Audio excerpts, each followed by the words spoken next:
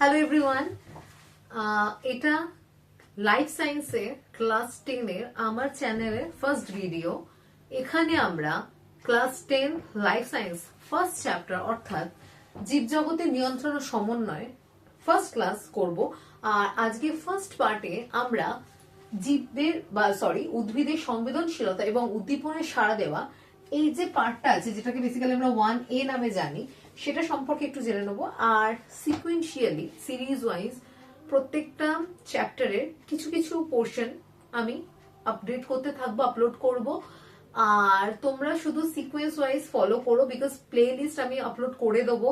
সেই অনুযায়ী শুধু ভিডিওগুলোকে ফলো করো, আশা করি তোমাদের অনেক সুবিধা হবে। অ্যান্ড অবশ্যই ডাউট যদি কিছু থেকে থাকে সেটাও আমাকে জিজ্ঞেস করে নিও। ওকে, সো আজকে আমরা স্টার্ট করব উদ্ভিদের সংবেদনশীলতা এবং উদ্দীপনায় সাড়া দেওয়া।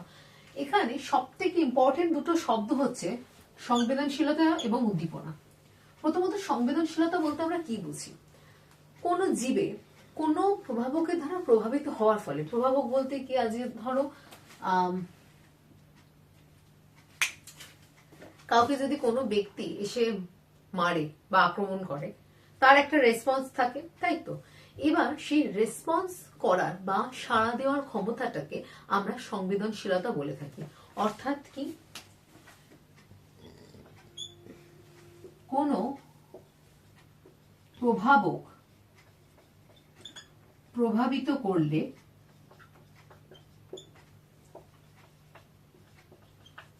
সাড়া দেওয়ার ক্ষমতাকে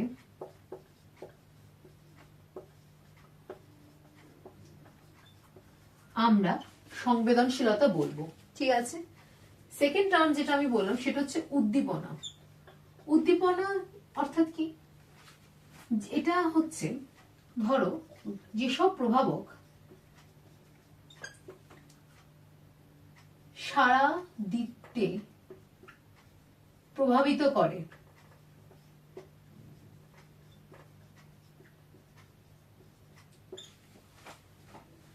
তাদের আমরা উদ্দীপক বলি। ঠিক আছে, এবং এই উদ্দীপকরাই উদ্দীপনা সৃষ্টি করে।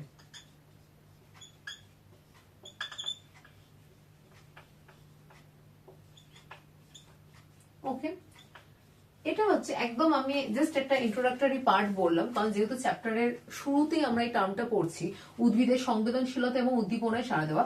আমি জেনারেলাইজড ওয়েতে বললাম যে সংবেদনশীলতা এবং উদ্দীপনা বা উদ্দীপক, এই টার্মগুলো বা এই শব্দগুলোর মানেটা কি দাঁড়াচ্ছে। এবার আস্তে আস্তে আমরা ঢুকবো উদ্ভিদের সংবেদনশীলতা এবং উদ্দীপনায় সাড়া দেওয়ার ক্ষমতায়। ঠিক আছে,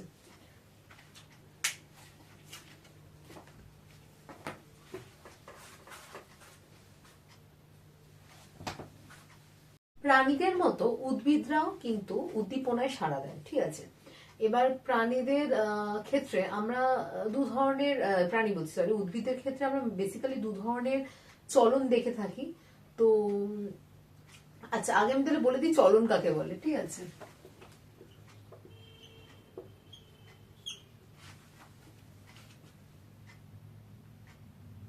চলন হলো প্রাণী বা যে কোনো জীব, আচ্ছা আমি প্রাণী লিখি,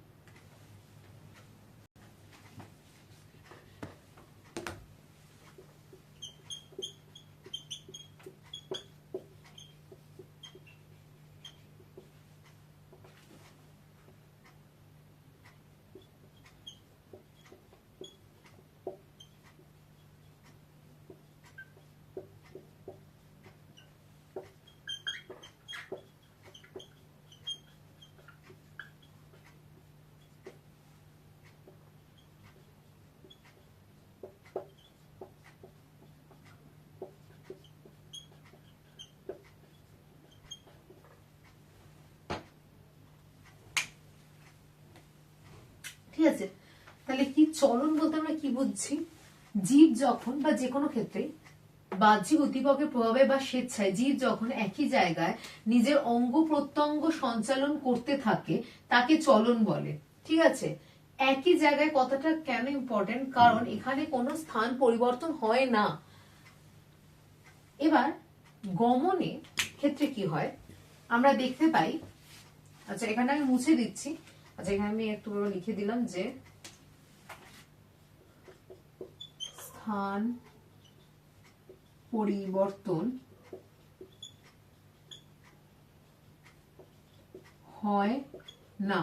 ওকে, আচ্ছা এটা হলো আমাদের চলন। এবার আমরা জানবো গমন।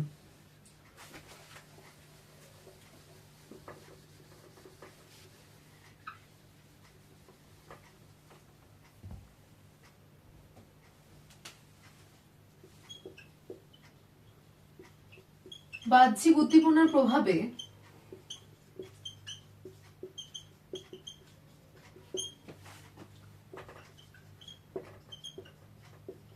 বা স্বেচ্ছায় জীব যখন অঙ্গ প্রত্যঙ্গ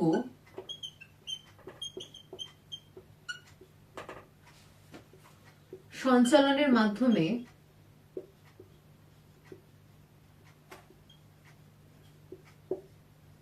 এক স্থান থেকে অন্য স্থানে যায়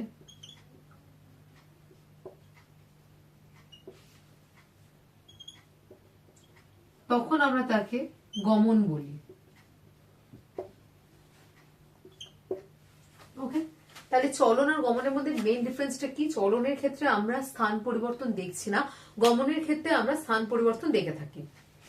আচ্ছা, বোঝাই যাচ্ছে আমরা গাছেদের ক্ষেত্রে চলনটা বেশি দেখে থাকি, আর গমন গাছেদের ক্ষেত্রে যে একদমই দেখা যায় না তা নয়। নিম্ন শ্রেণীর কিছু উদ্ভিদ থাকে যেমন ক্লামাইডোমোনাস, এদের ক্ষেত্রে আমরা গমন দেখতে পাই। ঠিক আছে, আর এদের ক্ষেত্রে আমরা যে গমনটা দেখি সেটা উদ্দীপনার প্রভাবেই আলোর উৎসের দিকে এরা গমন করতে থাকে। ঠিক আছে, এটা আমরা চ্যাপ্টারটা যত পড়বো এটা সম্পর্কে একটু ডিটেলস আমরা জানবো, রাইট? আচ্ছা, এবার আমি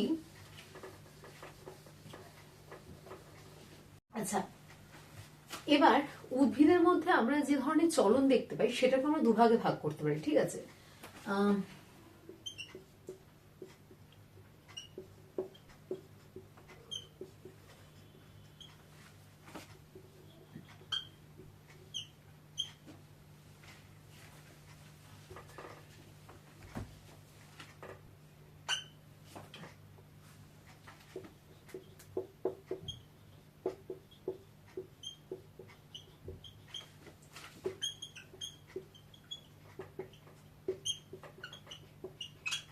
আচ্ছা উদ্ভিদের ক্ষেত্রে আমরা যে চলন দেখতে পাই তাকে প্রধানত আমরা দুটো ব্রডার ক্যাটাগরিতে ভাগ করতে পারি। একটা হচ্ছে বৃদ্ধিজ চলন, একটা হচ্ছে প্রকরণ চলন।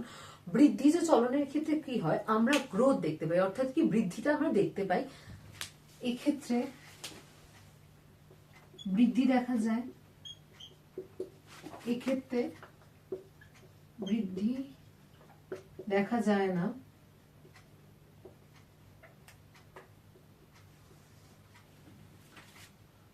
এক্ষেত্রে আমরা অনেক সময় দেখি আলোর উৎসের দিকে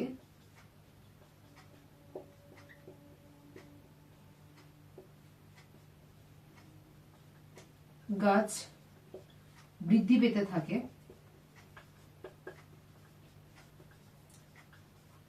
এখানে সেরকম কোনো ব্যাপার হয় না। তাহলে প্রকরণ চলন বেসিক্যালি কি? আচ্ছা, আমরা ক্লাস 9-এ বাষ্পমোচন বা ট্রান্সপিরেশন পড়েছি। সেই বাষ্পমোচনের পড়ার সময় আমরা রসস্ফীতি জনিত চাপ বলে একটা টার্ম পড়েছিলাম, মনে আছে? বাষ্পমোচন টান যখন পড়েছিলাম, রসস্ফীতি জনিত টান আমরা পড়েছিলাম বা রসস্ফীতি পড়েছিলাম। তো রসস্ফীতির জন্য কি হয়, গাছের মধ্যে টার্গার প্রেশার সৃষ্টি হয়।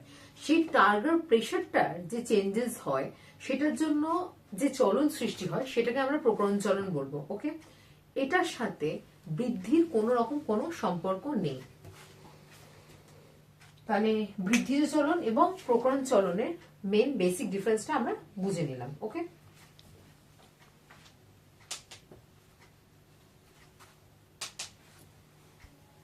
আমি আরো একটা পার্থক্য বলে দিই, কারণ আমার মনে হলো এগুলো বলে রাখা ভালো। বৃদ্ধিজ চলন আর প্রকরণ চলন, আমি একটা কথা আমি বলেই দিলাম যে বৃদ্ধি দেখা যায়, আর এক্ষেত্রে বৃদ্ধির কোনো ব্যাপার নেই। অর্থাৎ এখানে কোষের ক্ষেত্রে বা কোষীয় পরিবর্তন স্থায়ী হয়, ঠিক আছে, কিন্তু এখানে অস্থায়ী পরিবর্তন দেখা যায়।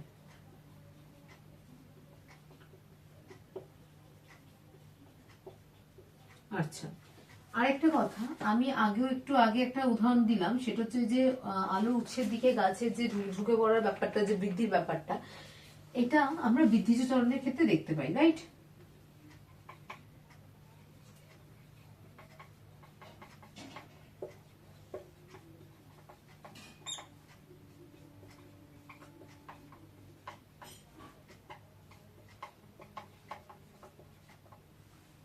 কিন্তু প্রকরণ চলনের ক্ষেত্রে কি হয়, আমরা লজ্জাবতী পাতার কথা সবাই জানি, ওরা উদ্দীপকের প্রভাবে গুটিয়ে যায়, এক্ষেত্রে কিন্তু কোনো রকম কোনো বৃদ্ধি হচ্ছে না। তো লজ্জাবতী পাতার মধ্যে আমরা যে চলনটা দেখতে পাই, স্পর্শকাতর যে চলন আমরা দেখতে পাই, সেটা সম্পূর্ণভাবেই প্রকরণ চলনের উদাহরণ। ওকে,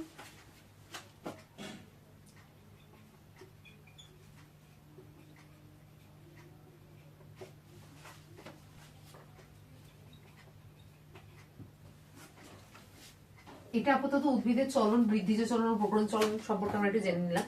আচ্ছা, এবার আমরা পরের ক্লাসে আচার্য জগদীশ চন্দ্র বোসের যে সায়েন্টিফিক স্টাডিটা ছিল, উনি কিভাবে এই কনক্লুশনটা ড্র করেছিলেন। অ্যাকচুয়ালি উনি এই কনক্লুশনটা ড্র করেননি যে গাছের প্রাণ আছে, কিন্তু গাছের মধ্যে যে সংবেদনশীলতা আছে বা গাছ যে বিভিন্ন উদ্দীপনায় সাড়া দেয়, সেটা উনি ওনার আবিষ্কৃত যন্ত্র ক্রেস্কোগ্রাফের সাহায্যে আবিষ্কার করেন, এবং সেখান থেকে উনি কি কি কনক্লুশন এনেছিলেন সেটা আমরা পরের ক্লাসে দেখব। আর তাছাড়া কি দেখব, উদ্ভিদের বিভিন্ন চলন, যেমন ট্রপিক চলন, ট্যাকটিক চলন এবং ন্যাস্টিক চলন, এইগুলোকে আমরা ওয়ান বাই ওয়ান একটু ডিটেলসে পড়বো। ওকে, তাহলে আমরা নেক্সট ক্লাসে আচার্য জগদীশ চন্দ্র বোসের এক্সপেরিমেন্ট সম্পর্কে জানবো, সেটার থেকে উনি কি কি সিদ্ধান্তে পৌঁছিলেন সেগুলো সম্পর্কে জানবো। দ্বিতীয় জিনিস যেটা হবে সেটা হচ্ছে উদ্ভিদের যে চলনগুলো দেখা যায় আমরা সেগুলো সম্বন্ধে একটু বিস্তারে পড়বো। লাস্ট আমি একটা চার্ট জাস্ট লিখে দিচ্ছি, একটু ওভারভিউ দিয়ে দিচ্ছি যে উদ্ভিদে আমরা কি ধরনের চলন দেখতে পাই, এন্ড তারপর আমরা আজকের ক্লাসে লাস্টে মানে শেষ করে দেবো, ঠিক আছে? আর পরের দিন আমরা আচার্য জগদীশ চন্দ্র বোসের যে এক্সপেরিমেন্টটা আছে সেখান থেকে স্টার্ট করব। আচ্ছা, আমি উদ্ভিদের চলনের উপর একটা এমনি চার্ট তোমাদের জন্য লিখে দিয়েছি, একটু দেখে নাও। আচ্ছা, প্রথমে উদ্ভিদের চলনকে আমরা দুভাগে ভাগ করছি, একটা হচ্ছে আমাদের সামগ্রিক চলন, আরেকটা হচ্ছে আমাদের বক্র চলন, রাইট? সামগ্রিক চলন, বক্র চলন। সামগ্রিক চলনকে আমরা দুভাগে ভাগ করছি, স্বতঃস্ফূর্ত চলন এবং আবিষ্ট চলন। স্বতঃস্ফূর্ত মানে যেখানে উদ্দীপনার প্রয়োজন নেই, অর্থাৎ যা নিজে থেকেই হচ্ছে, বা আপনা আপনি যেটা কন্ট্রোল করা যাচ্ছে, বা জীবদেহ যেটা নিজে থেকে যে চলনটাকে জীবদেহ রেগুলেট করতে পারে বা কন্ট্রোল করতে পারে। ওকে, তার মধ্যে পড়ছে আমার রোটেশনাল আর সার্কুলেশন। আবিষ্ট চলন মানে কি, আবিষ্টর ক্ষেত্রে কিন্তু বাহ্যিক উদ্দীপকের একটা প্রভাব থেকে থাকে, সেক্ষেত্রে সামগ্রিক চলনের আবিষ্ট চলনের উদাহরণ, মানে সামগ্রিক চলনের মধ্যে যে আবিষ্ট চলন তার উদাহরণ হচ্ছে আমাদের ট্যাকটিক চলন। আচ্ছা, এবার আমরা আসবো বক্র চলনে। বক্র চলনের দুটো ক্যাটাগরি আবার, স্বতঃস্ফূর্ত এবং আবিষ্ট। আগেই আমরা বৃদ্ধিজ চলন সম্পর্কে পড়েছি, রাইট? স্বতঃস্ফূর্ত চলনের মধ্যে বৃদ্ধিজ চলন পড়ে, কারণ গাছের মধ্যে আমরা যে ডেভেলপমেন্ট বা গ্রোথটা দেখি সেটা অনেক সময় তাদের ইন্টারনাল হরমোনের কারণে হতে পারে, অর্থাৎ কি গাছের মধ্যে আমরা যে হরমোনস গুলো পাই সেই কারণেও গাছের বিভিন্ন ধরনের বৃদ্ধি দেখা যায়। সেই জন্য বৃদ্ধিজ চলনটা স্বতঃস্ফূর্ত চলনের উদাহরণ। আবিষ্ট চলনের দুটো উদাহরণ আমরা এখানে পাচ্ছি, সেটা হচ্ছে ট্রপিক চলন আর ন্যাস্টিক চলন। এবার পরের দিনের ক্লাসে আমি যেটা বললাম, এই আচার্য জগদীশ চন্দ্র বোসের এক্সপেরিমেন্ট এবং তার সেই পরীক্ষা থেকে যে সিদ্ধান্তগুলো নেওয়া হয়েছিল বা উনি নিয়েছিলেন সেগুলো সম্পর্কে আমরা জানবো, এবং পরের দিন আমরা ট্রপিক চলন সম্পর্কে বিস্তারে পড়বো। ওকে, আজকের ক্লাস এতটাই। আশা করছি এটা খুব বেসিক একটা ক্লাস ছিল, আমি কোনো কিছুর খুব একটা ডিটেলস জানি, জাস্ট একটা ওভারভিউ হালকা। আশা করছি আজকের ক্লাসে কিছু বুঝতে অসুবিধা হয়নি, আর যদি হয়েও থাকে লেট মি নো, আমাকে অবশ্যই কমেন্টের মাধ্যমে জানিও তোমরা। আর যদি ভিডিওটি ভালো লেগে থাকে অবশ্যই নিজের বন্ধুদের পাঠিও। চ্যানেলটিকে অবশ্যই সাবস্ক্রাইব করো, আর লাইক কমেন্ট এন্ড শেয়ার করতে ভুলো না। Thank you so much.